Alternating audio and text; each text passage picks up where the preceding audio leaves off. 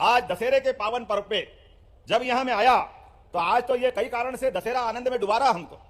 हमारी अपनी 550 साल का संघर्ष, वो सरयू का किनारा, भगवान राम का वो काल जिसके ऊपर अयोध्या में कई बार कई सारे संघर्ष हमारी सनातन संस्कृति के हुए, लेकिन वो हो वही जो राम रचि राखा।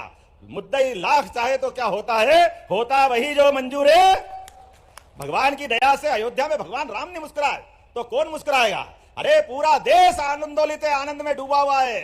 आकाश से बात करता हुआ भगवान राम का मंदिर, भगवान राम की 17 लाख साल पुरानी उस ऐतिहासिक विरासत में सराबोर करते हुए भगवान मुस्कुरा रहे। ऐसा लग रहा पूरा देश मुस्कुरा, पूरा देश आनंद में डूबा हुआ है, पूरा देश दशहरे में झूम रहा है। यह हमारा सौभाग्य है और ये हमारे माननीय यशस्वी प्रधानमंत्री की शासन की कुशलता है। जहां भगवान राम का नाम लेते हुए पुरानी सरकारों के द्वारा क्या क्या उल्टे पुल्टे काम नहीं किए, कितने प्रकार से देश को बरगलाने का प्रयास किया, यह यशस्वी प्रधानमंत्री की कार्यशैली थी, जिनके कारण से सुप्रीम कोर्ट ने फैसला दिया। सुप्रीम कोर्ट ने, और मैं हिंदू के साथ साथ मुसलमान भाइयों के लिए भी जोरदार ताली बजाओ, पूरे देश के अंदर क्या हिंदू क्या मुसलमान सबने मिलकर के भगवान राम की जय जयकार की, आनंद में डूब गया देश हमारा। यह हमारा सौभाग्य है। पूरे दुनिया के अंदर अचंभित है देश दुनिया के भगवान राम के ऊपर सुप्रीम कोर्ट ने फैसला दिया, लेकिन पूरे देश में कहीं एक जगह दंगा तो छोड़ो, कोई पत्थर फेंकने वाला भी नहीं मिला। यह अपना यशस्वी प्रधानमंत्री का नेतृत्व है। और तो और इस पूरे आनंद में जिसने 70 साल तक मुकदमा लड़ा, वो मुस्लिम भाई भी आनंद के साथ अयोध्या में उस अवसर पे मौजूद थे। ये हमारा ये भारत का अतीत बताता। जोरदार ताली बजाओ उनके लिए। जहां हिंदू और मुसलमान ने मिलकर के सच्चे अर्थों में दिवाली दशहरा सब एक दिन मना लिया, लेकिन दुर्भाग्य के साथ कहना पड़ेगा अभी भी कई सारे ऐसे लोग हैं जिनको भगवान राम का मंदिर आंखों में खटकता है, अटकता है। वो अभी भी है। जब भी वोट का मौका आता है उनको भगवान राम के जन्मोत्सव का आनंद नहीं दिखता है। वो उसको नाच गाना बताते हैं। जाकी रही भावना जैसी, प्रभु मूरित देखी तिन तेसी। जिनकी जैसी दृष्टि उनकी वैसी सृष्टि। इसलिए हिसाब चुकता कर दिया हरियाणा वालों ने। जोरदार अभिनंदन करो। ये अपने कर्मों से भुगतेंगे। जनता हिसाब चुकता कर रही है इनका। जनता की भावनाओं के साथ कुठाराघात करोगे। वोट के चक्कर में हिंदू मुसलमान को लड़ाने के षड्यंत्र करोगे।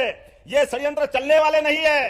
पूरा देश एकजुट होकर के यशस्वी प्रधानमंत्री के नेतृत्व में आगे बढ़ रहा है। जोरदार अभिनंदन करो यशस्वी प्रधानमंत्री का।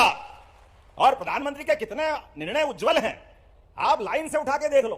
एक एक व्यक्ति के लिए जिस प्रकार से वो काम कर रहे हैं, हर समाज को साथ लेके चल रहे हैं।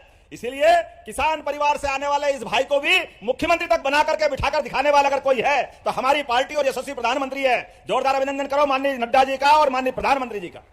गरीब किसान का आदमी मुख्यमंत्री नहीं बन सकता। यह कांग्रेस नहीं है, यह भारतीय जनता पार्टी की सरकार है जो करती है डंके की चोट करती है। इसलिए हमने कहा है कोई हिंदू नहीं, कोई मुसलमान नहीं, कोई भाई नहीं, कोई बहन नहीं, सबका साथ, सबका विकास और सबका विश्वास और सबका प्रयास। ये यशस्वी प्रधानमंत्री का घोष वाक्य है जो सबको लेके साथ चलना चाहते हैं। और अहिल्या माता ने यही तो सीख दी है।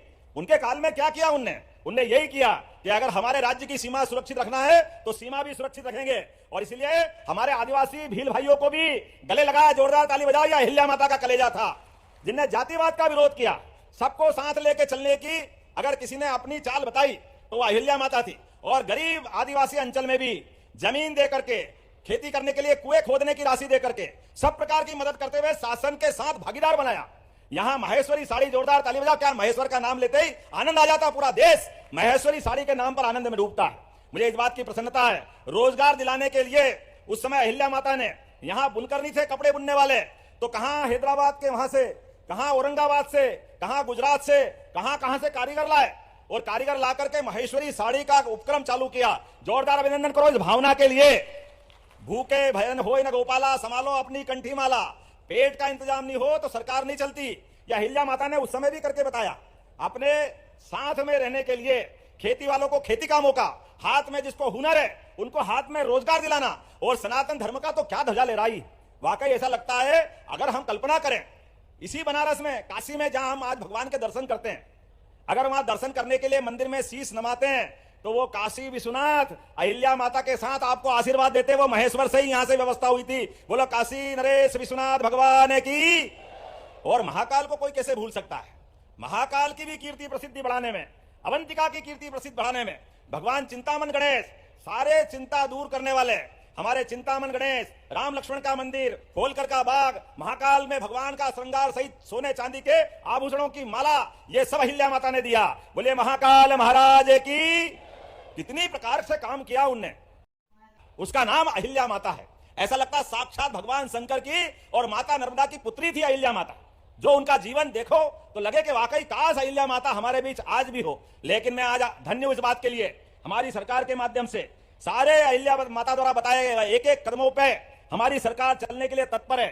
शस्त्र और शास्त्र दोनों तरह से यशस्वी प्रधानमंत्री के नेतृत्व में लगातार हमने सरकार के माध्यम से विकास के संकल्प लिए हैं। अभी मेरे मित्र आपके सांसद जी ने और आपके विधायक जी ने यहां पर लगभग 61 करोड़ के 8 विभिन्न कार्यों का लोकार्पण किया। जोरदार ताली बजाओ अपने इन कामों के लिए। क्या क्या काम कराया आपने, और आपका अभी पेट नहीं भरा, ये तो कराया। जोरदार ताली बजाओ। अब उल्लेख नहीं करूंगा, टाइम बच जाएगा, आपने उल्लेख कर दिया है।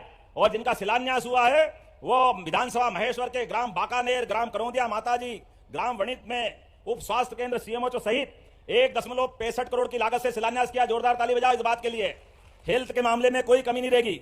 खरगोन जिले के 29 उप स्वास्थ्य केंद्र, मई सीएचओ के आवास गृह की राशि 15 करोड़ 95 लाख और 3 प्राथमिक स्वास्थ्य केंद्र की राशि 4 करोड़ 5 लाख, कुल मिलाकर के 21.5 करोड़ से ज्यादा के कामों का लोकार्पण हुआ। जोरदार अभिनंदन करो अपने इन कामों को लेकर के।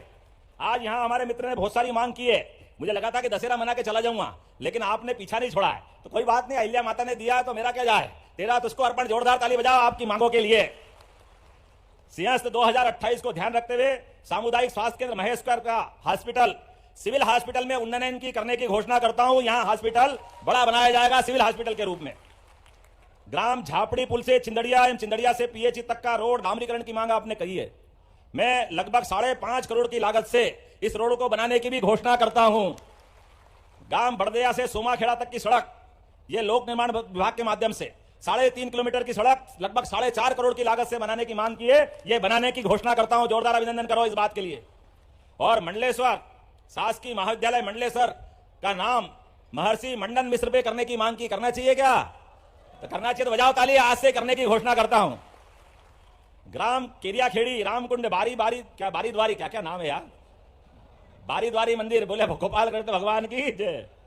और धारेश्वर मंदिर को धर्मस्व में लेकर के इनका विकास करना। अहिल्या माता का नाम दुनिया भर में मंदिर अच्छे करे, यहां कैसे छोड़ेंगे? दोनों मंदिर में जो चाहोगे वो होगा, यही से करने की घोषणा करते हैं।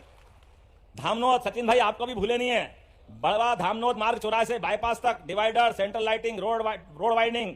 सांसद होशियार है, सबका ध्यान रख रहा है। चलो बात करो, ताली बजाओ जोरदार। आपको भी बनाने की घोषणा करता हूं। नरसिंह घाट मुक्ति धाम का विस्तारीकरण और नवीनीकरण, जोरदार अभिनंदन करो। ये नगरीय निकाय के माध्यम से ये भी करने की घोषणा करता हूं। आप ताली नहीं बजाओ तो अगले बंद कर दूंगा। विकास के काम में सच्चे अर्थों में दशहरा मन रहा है। जनता की सुविधाओं को लेकर के, जनता की इच्छा आकांक्षा के आधार पर सरकार चले, यही तो सुशासन है। और यही व्यवस्था के आधार पर हमारा आज का कार्यक्रम का मूल भाव भी है। वार्ड क्रमांक 1 से 15 तक, अरे सलंगी कर लिए, बीच में छोड़ा भी नहीं, सभी के अंदर पेवर ब्लॉक बनाने की बात कही है। पेवर ब्लॉक लगाने की घोषणा करता हूं। थोड़ा बहुत तो छोड़ो भाई। वार्ड क्रमांक 1 से 15 फिर पूरे ही, इसमें नाली विकास क्या क्या कराने का, नाला नाली सब बनेंगे। चलो कोई बात नहीं, बनाते हैं। जोरदार ताली बजाओ, बनाने की घोषणा करता हूं। आपने बस स्टैंड भी मांगा, नवीन बस स्टैंड वार्ड नंबर 9 में बनाना चाहिए क्या? इधर आवाज नहीं आ रही, नहीं बनाएंगे। बोले बनाना कि नहीं बनाना है? उधर पीछे वाले नहीं चाहते बस में बैठना। ताली वाली बजा के बताओ, सब बनाने की, नवीन बस स्टैंड बनाने की घोषणा भी की जाती है। आपने कहा कि ये तो सब होता रहेगा, लेकिन हमारा औद्योगिक क्षेत्र भी चाहिए, युवाओं को रोजगार दिलाने के लिए, विद्यार्थियों को काम मिलने के लिए और भविष्य में विकास के लिए। तो यहां औद्योगिक क्षेत्र मातपुर में बड़े उद्योग भी लगाए जाएंगे, पूरा इंडस्ट्रियल बेल्ट बनाया जाएगा। अपने खगोली नक्षत्र ग्रहों के साथ मंगल मुहूर्त निकलते, मंगल तिथियां होती है, इसलिए ये मंगल तिथियों के आधार पर अपने तीज पर्व और त्योहार होते हैं। लेकिन जाने अनजाने अपने से गलती हो जाती है। वो गलती क्या होती है कि हम सबको शुभकामना देते हैं, शुभकामना अपने त्योहार पे नहीं मिलती है। ए भाई सुना, जरा बैठो नीचे, अभी बताता हूं ये। अरे बे बाबू जरा ठहरो, जल्दी मत करो। अगली कैबिनेट करना कि नहीं करना है? जोरदार ताली बजाओ अगली कैबिनेट के लिए भी। मैंने पूरे प्रदेश के लिए जिले, संभाग, तहसील जो थोड़ी छोटी बड़ी बनी है, अब आप अंदाज लगा लो, 40 लाख की आबादी का इंदौर जिला, उसका भी जिला कलेक्टर, और 5 लाख का आगर, उसका भी जिला कलेक्टर, 5 लाख का नीमच, 5 लाख का मंदसौर और 4.5 लाख का निवाड़ी, तो 20-30 लाख का उज्जैन। तो हमने कहा ये उल्टी सुल्टी नहीं रहेगी, कम से कम युक्ति युक्तकरण हो जाए। एक सीमा बराबरी में आए, आबादी का रेशो बने। इसलिए सरकार बनते ही मैंने जनवरी में परिसीमन आयोग बनाया है और परिसीमन आयोग बना करके अधिकारी भी नियुक्त कर दिए मनोज श्रीवास्तव जी और उनके साथ कि ये अपनी रिपोर्ट देंगे। फिर तो हमारे जिलों की, संभाग की ये सारी सीमाएं बदलेगी। जोरदार ताली बजाओ। जिस आधार पर जिसकी जैसी भावना रहेगी उनको वहां जोड़ करके हम सुशासन के लक्ष्य की तरफ बढ़ेंगे। एक एक काम जनता की बेहतरी और भलाई के लिए करने वाले, कोई काम छोड़ने वाले नहीं। आप अंदाज लगा लो, अभी आने वाले समय में और भी बहुत सारे काम किए जाना है। लेकिन आज तो दशहरे का पर्व है, दशहरे का आनंद है। इस दशहरे के आनंद को और 4 गुना करने के लिए इसी प्रकार के कार्यक्रम लगातार किए जाएंगे। मैं अपनी ओर से प्रदेश की जनता को बधाई देना चाहूंगा। लेकिन आपने आगे पीछे करके मेरे को थोड़ा मेरे विषय से भटका दिया। तो हमारे त्योहार मंगल तिथियों के आधार पर होते हैं। तो भविष्य में हमारी दिवाली, दशहरा, होली, रक्षाबंधन ये सब मंगल कामना देना चाहिए या बधाई देना चाहिए। यह हमारी परंपरा है। जिनके यहाँ तीज, त्योहार, पर्व नहीं मनाए वो दे शुभकामना। हमारी शुभकामना कब देना चाहिए? किसी की परीक्षा देने जा रहा है, अब उसमें कोई मुहूर्त तो है नहीं, तो उसको शुभकामना दे दो। कोई इंटरव्यू देने जा रहा है नौकरी का, तो उसको शुभकामना दे दो। कोई अचानक पैदा हो जाए तो शुभकामना दे दो, क्योंकि जन्मदिन तो कभी भी हो सकता है। लेकिन जन्माष्टमी तो भगवान की नक्षत्र में ही होती है, रोहिणी नक्षत्र का आनंद आता है, इसलिए उसकी मंगल कामना होना चाहिए। दीपावली तो अमावस्या के दिन ही होती है, वो तारीख से थोड़ी होती है। रक्षाबंधन पूर्णिमा के दिन होती है। ये तिथियों से होने वाले पर्व है। और एक जानकारी और दे रहा हूं, त्योहार और पर्व में भी अंतर है। नवरात्रि का पर्व जिस जिस पर्व पे उपास होए वो सब पर्व, वो दशहरे में खूब खाओ, आनंद करो तो